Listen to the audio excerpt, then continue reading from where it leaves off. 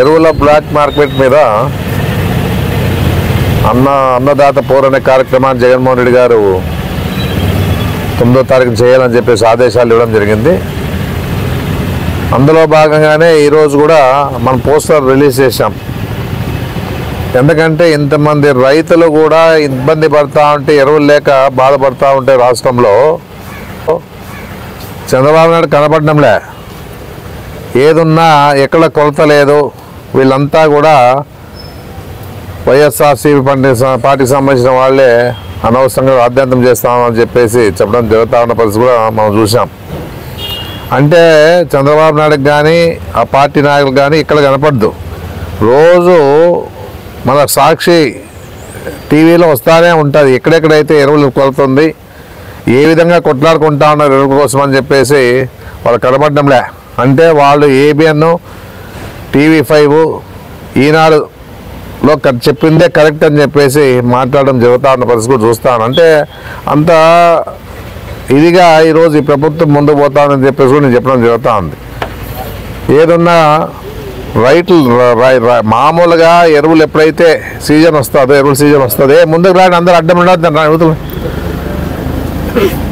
Season వస్తుందో, ఎప్పుడైతే ఎరువుల సీజన్ వస్తుందో రైతు భరోసా కేంద్రాల కన్నా పంపించాలా, లేకపోతే మార్కెట్ ద్వారా కూడా మార్కెట్కి పంపించి దాని ద్వారా అధికారుల ద్వారా సప్లై చేసే పరిస్థితి ఎంతైనా ఉంది. అట్లా కాకుండా ఏం చేశారంటే రైతు భరోసా కేంద్రాలకు లేదు, ఇక్కడ మార్కెట్ ద్వారా మార్కెట్ యార్డ్కి లేదు.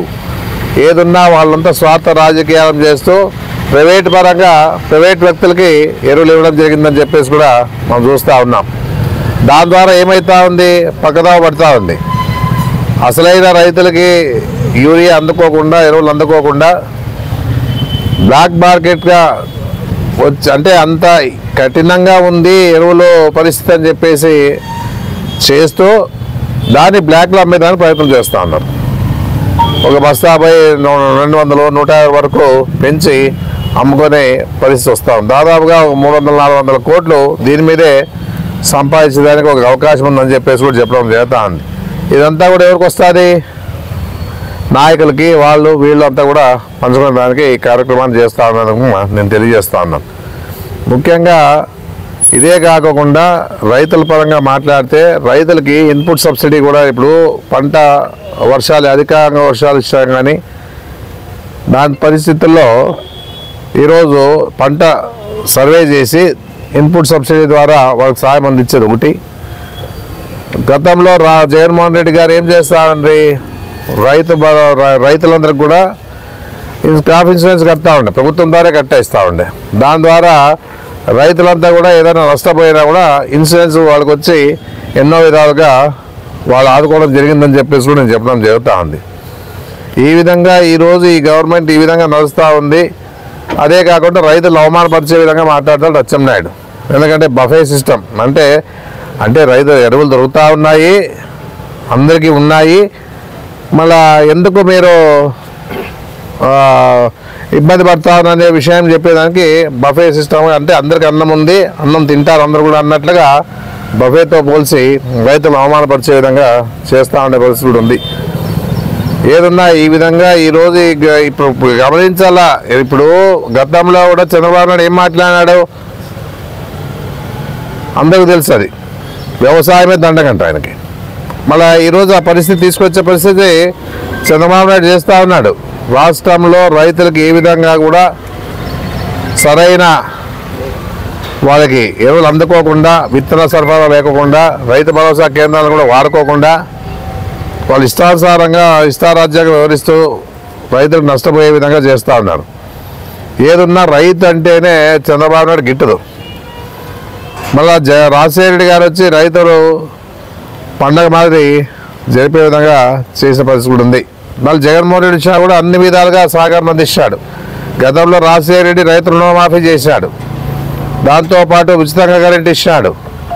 ఆ పరిస్థితుల్లో రైతులకు ఏదో రకంగా అన్ని విధాలుగా అండగా నిలబడిన పరిస్థితి రాజశేఖర రెడ్డి గారు అయితే జగన్మోహన్ రెడ్డి అడుగు ముందుకేసి రైతు భరోసా కేంద్రాలు ఏర్పాటు చేసి ఎలాంటి సమస్య 5 ఏళ్లలో ఎక్కడ కూడా ఎరువుల సమస్య కానీ విత్తనాల సమస్య కానీ రైతులు రాలేని పరిస్థితి అని చెప్పేసి కూడా మనందరికీ తెలుసు. మళ్ళీ ఈరోజు ఈ పరిస్థితి ఎందుకు వస్తా అనేది కూడా చంద్రబాబు నాయుడు ఆలోచించాల.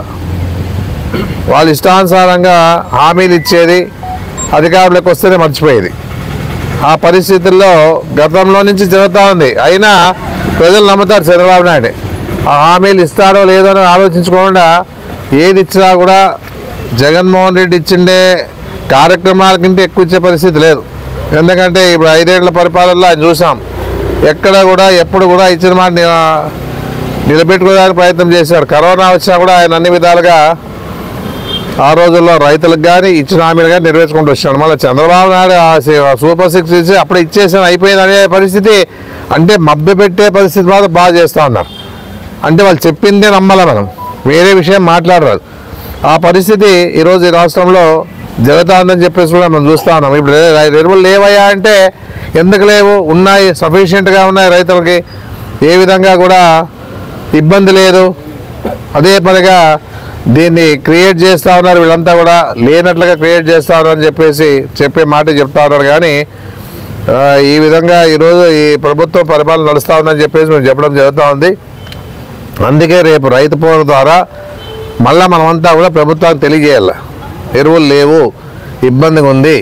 ఎందుకంటే వర్షాల పరిస్థితిలో చూస్తే వర్షాలని బాగా వచ్చినాయి ఈసారి, ఏ విధంగా కూడా తగ్గే పరిస్థితి లేదు. మళ్ళీ ఈరోజు రేపు కూడా వర్షం వచ్చే పరిస్థితి కూడా కనపడతా చూస్తూ ఉంటాయి. మరి ఈ విధంగా ఈరోజు ఉన్న పరిస్థితిలో ఎరువులు కూడా సప్లై చేయలేని పరిస్థితి ప్రభుత్వం ఉందంటే ఇంతకింత నీచమైన పరిస్థితి లేదు అనేది కూడా నేను చెప్తా ఉన్నాను. అదే కాకుండా రైతులు కూడా పెద్ద ఎత్తున రావాలి. రేపు 9వ తారీఖున రైతు పోరుకి పెద్ద ఎత్తున 3 తాలూకాలు కాబట్టి ఆదోని, ఎమ్మిగినూరు, మంత్రాలయం ఈ 3 నియోజకవర్గాల నుంచి కూడా బాగా పెద్ద ఎత్తున వచ్చి నిరసన తెలియజేస్తూ ప్రభుత్వానికి తెలియజేసే విధంగా కూడా మనం పోరాటాలు చేయాలని చెప్పేసి, ఎందుకంటే ఇప్పటి నుంచి పోరాటాలే ఉంటాయి మనకంతా కూడా. ఈ ప్రభుత్వం ద్వారా ఏదున్నా కూడా మనమంతా కూడా కలిసికట్టుగా ఐక్యతతో ఈ 3 ఏళ్ళు భరించాల్సి ఉందే, మనం తప్పదు. ఇది ఏదున్నా కూడా ఈ పరిస్థితుల్లో మనమంతా కూడా ఐక్యతతో ఉంటూ రైతుల సోదరులంతా కూడా విజయవంతంగా ఈ పోరుబాటులో పాల్గొని విజయవంతం చేయాలని చెప్పేసి నేను కోరుకోవడం జరుగుతూ ఉంది. చాలా సంతోషము. ఏదన్నా ఈ కార్యక్రమాల ద్వారానే ప్రభుత్వానికి, ప్రజలకి ద్వారా మనం మెసేజ్ ఇస్తాం కాబట్టి అందరూ కూడా పాల్గొని విజయవంతం చేయాలని చెప్పేసి మనస్ఫూర్తిగా నేను కోరుకోవడం జరుగుతూ ఉంది. ఏదన్నా అవమానపరంగా మాట్లాడే పరిస్థితులు వదులుకోండి, రైతులకి గిట్టుబాటు ధర కూడా కల్పించాలి. ఎసుడు గిట్టుబాటు ధర లేదు. చూస్తా ఉన్నాం రాష్ట్రంలో ఉల్లిగడ్డలు కానీ, చీనాసెంట్లు కానీ, మామిడి పండ్ల ధరలు కానీ, మినుములుగా అన్నీ ఏ రకంగా చూస్తే కూడా ధరలే లేవు వాళ్ళకి. రైతులు పండిస్తూ ఉన్నారు, ఆత్మహత్యలు చేసుకునే ప్రయత్నం చేస్తూ ఉన్నారు. నిన్న కూడా ఆ ఉల్లి రైతులు 1200 ఇస్తే ఎట్లయితుంది? అది 1200 కూడా కొనుగోలు చేసేవాళ్ళు లేరు. మళ్ళీ రోజు ఉల్లిగడ్డ తింటారు అందరూ కూడా. మళ్ళీ ఆ పరిస్థితి ఇంత నీచంగమైన రేట్లు ఉన్నాయంటే వాళ్ళు ఏ విధంగా ఖర్చు పెట్టుకున్న వాళ్ళు, రైతులు ఏ విధంగా సంసారం నడపాలా, అప్పులు ఎట్లా కట్టాలా? దాదాపుగా 2,500,000 రైతులకి గిట్టుబాటు ధర ఇచ్చేట్లు ప్రయత్నం చేయాలని చెప్పేసి కోరుతా ఉన్నాం, డిమాండ్ చేస్తూ ఉన్నాం కూడా. చాలా విపరీతమైన రేట్లు తగ్గిపోయినాయి రైతులకంతా కూడా. ఏ విషయంలో కూడా రైతులకి గిట్టుబాటు ధర లేక ఆత్మహత్యలు చేసుకునే పరిస్థితి. 2 ఆత్మహత్య కూడా చేసుకున్నారు కర్నూలులో. అందుకే దయచేసి ఈ ప్రభుత్వానికి అందరు కలిసికట్టుగా ఇలాంటి ఆత్మహత్యలు చేరుకోకుండా ఉండాలంటే మనం ఐక్యతతో పోరాటం చేసి మనము ప్రభుత్వానికి తెలియజేయాలని చెప్పేసి కూడా మనస్ఫూర్తిగా కోరుతా ఉన్నాం.